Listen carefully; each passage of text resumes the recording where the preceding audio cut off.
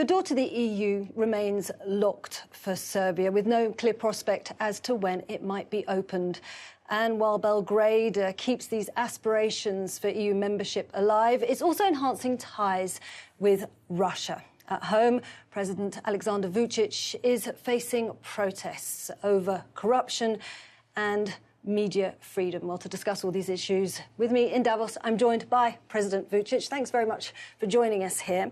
Thank you very much for having me. We were saying back home, protests have been going on for more than a year. Now, you are here. That can't help but tarnish your reputation here when you do meet world leaders. So what's your message to the leaders as you are here in Davos?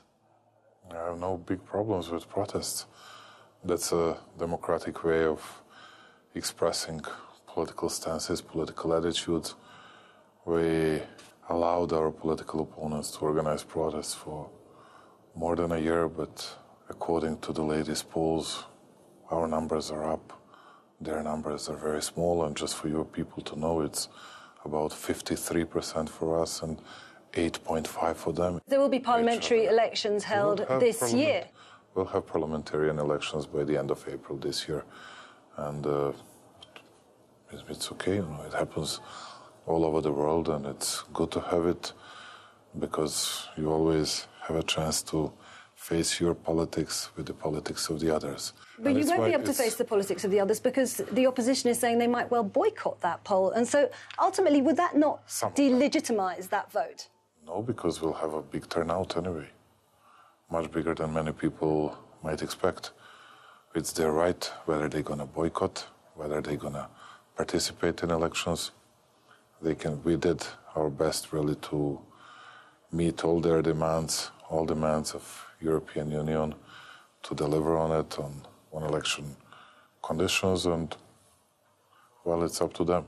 What about then independent observers? And here I'm thinking of Transparency International, Freedom House, where your government, have slipped in their ratings, where they name, as I was saying earlier, a lack of media freedom. And they say that you have been trying to grasp too much power, that you're capitalising on your position as president to keep a grip on power. And that's undemocratic. Of course it's undemocratic, and I'm not doing that. But that's why we, to tell you the truth, did a lot improving election preconditions, particularly on media issues. But in fact, 90% of Serbian people are using social networks.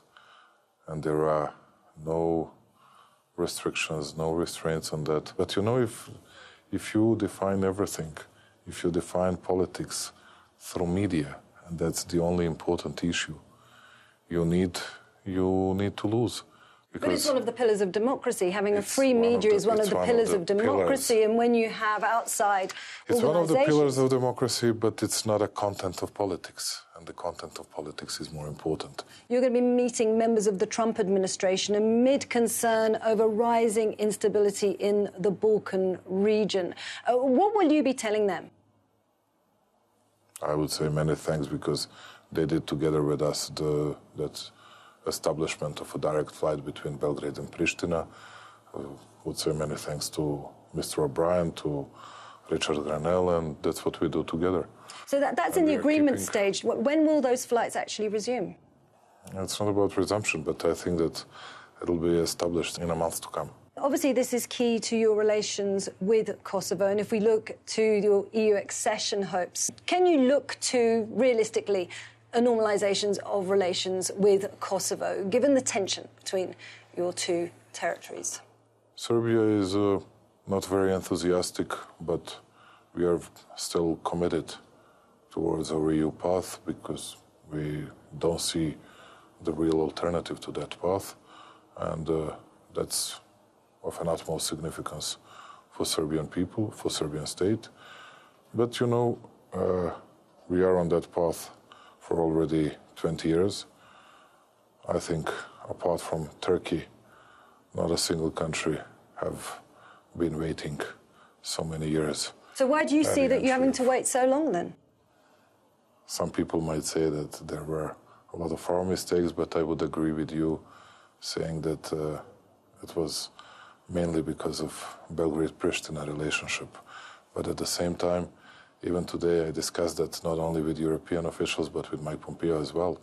And I asked him, okay, even if we do that arrangement with Pristina, if we find a compromising solution, whether that would be enough or not to join the European Union. And none of people from EU or even from US, because they were cooperating closely to each other, couldn't confirm that we would be a part of EU. It means that we need to wait a decision and a conclusion of European Union, whether they want to see Serbia as a part of European Union or not. You said that Serbs are losing their appetite for the EU. Does that apply to you as well, as you've been in this holding pattern for several years? Well, if you ask me personally whether I'm jubilant about EU relationship and everything they have recently given to my country, I can tell you I'm not jubilant. But I'm profoundly grateful to the European Union because they were very helpful when we faced terrible floods in 2014. I'm very thankful to them because they still support reforms. They supported our financial reforms, economic reforms, and to present Serbia in a bit better way. Serbia is the leader speaking about growth rate. Last year 4.4%, this year 4.1%. We have a surplus in our budget for the fourth year in a row, and we are by far the biggest economy of the Western Balkans, and we are doing better and better. Your relations with Russia have improved. But there will come a point, will there not, when you're going to actually have to decide whether it's going to be Moscow or the EU. You always say you can straddle both, but EU membership does actually ask for an alignment in terms of foreign policy. You know what's your problem? Your problem, and the problem of most of the Western media, is that they have a pattern. Well, you have a good relationship with Moscow. Yes, I have. And we have. And we'll carry on with that. And to tell you the truth, I'm fed up of being lectured and taught by all the others about our cooperation with China and Russia. And then I see all the others meeting Xi Jinping and Putin even more often than I do. You know, do your job. You're sovereign states. Serbia is a sovereign state. We do everything that is by far the best for our people and for our country. President Vučić, thanks so much for joining us on the Global Conversation. Thank you very much. Wish you good work.